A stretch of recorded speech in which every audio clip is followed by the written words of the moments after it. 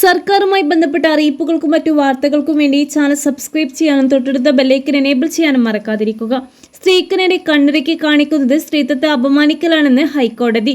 കയ്യിൽ കടന്നു പിടിക്കുകയും കണ്ണിറുക്കി കാണിക്കുകയും ചെയ്യുന്നത് സ്ത്രീത്വത്തെ അധിക്ഷേപിക്കലാണെന്ന് നിരീക്ഷിച്ച കോടതി പക്ഷേ പ്രതിയെ ശിക്ഷിക്കാൻ വിസമ്മതിച്ചു.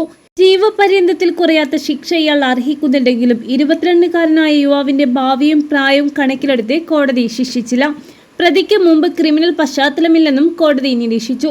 യുവതി അനുഭവിച്ച മാനസിക പീഡനം അവഗണിക്കാനാവില്ല എന്ന് നിരീക്ഷിച്ച കോടതി അയാളുടെ ഭാവി കണക്കിലെടുത്താണ് ശിക്ഷാവിധി നടപ്പാക്കാത്തതെന്നും വ്യക്തമാക്കി.